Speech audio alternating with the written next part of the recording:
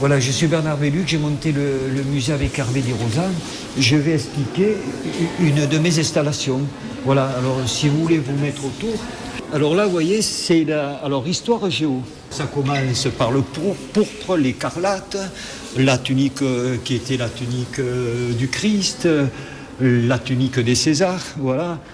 Et alors après, en bas, vous avez l'invasion viking. Là, vous voyez ce petit dracard, je l'ai trouvé tel quel. Voilà, j'ai rajouté les petites vaguelettes, mais regardez s'il est beau, ce dracard fait par un enfant.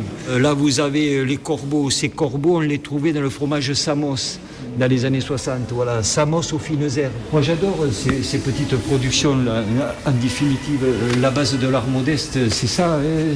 C'est l'enfance de l'art, c'est le premier maillon. C'est très astucieux, on a envie de faire la même chose, de ramasser tout ce qui vient à votre portée et puis de se faire son petit musée personnel. C'est une très bonne idée. Je pensais que c'était une petite introduction, mais qu'il fallait y passer encore presque des années pour arriver à comprendre toute la complexité de son univers.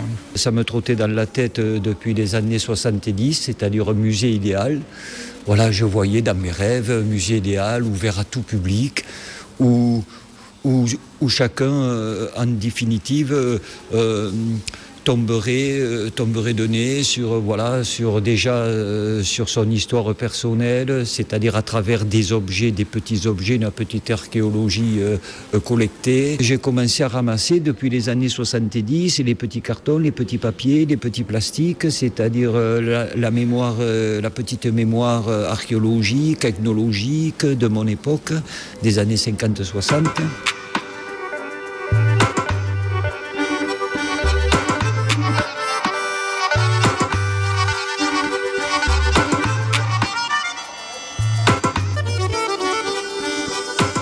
Prof de maths qu'on avait au collège qui collectionnait les boîtes de Banania. Alors, Madame de Roubaix.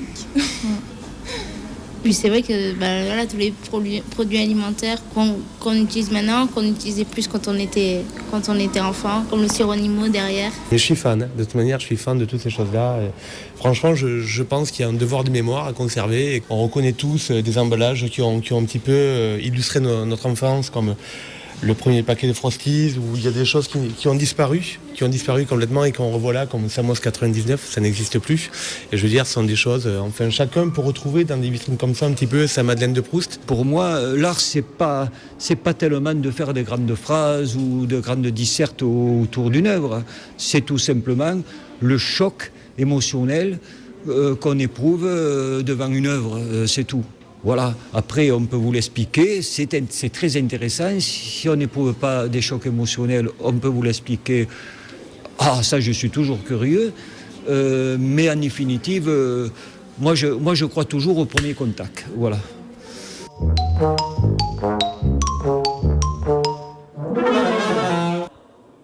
Avec tous les objets, tous les emballages, ça me fait un peu penser comme si j'étais au supermarché. Même si je ne suis pas trop pour la société de consommation dans laquelle on est, c'est quand même... oui, ça accroche notre histoire et ça nous évoque notre propre histoire. Ouais. C'est de la consommation courante et on n'a jamais été autant dans la commercialisation de masse, mais en même temps, ça peut être évocateur d'émotions, quoi. Ça a ses bons côtés, ça a ses moins bons côtés, mais là, c'est un bon côté. Un enfant, mettons, il n'est pas ému, mettons, devant la Joconde, ou devant, je ne sais pas moi, le Serment des Horaces, ou ça peut être n'importe quoi.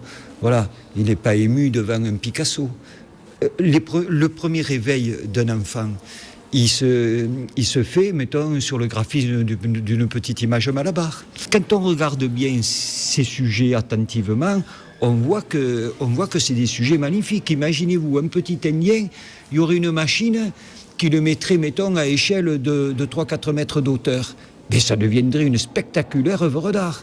C'est en définitive leur petitesse qui les minimise.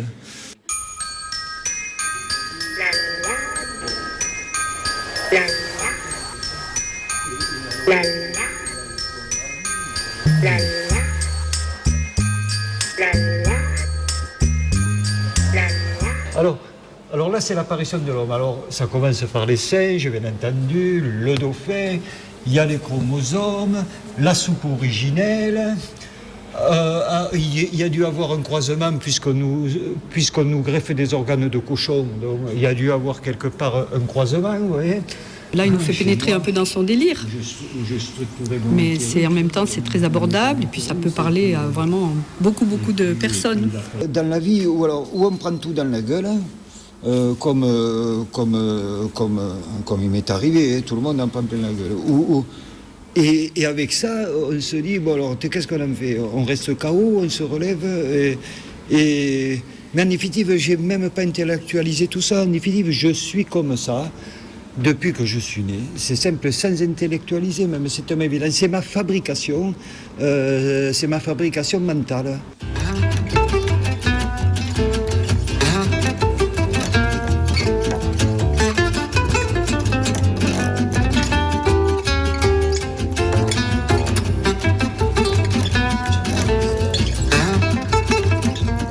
Alors on peut aller à cette vitrine-là, là-bas.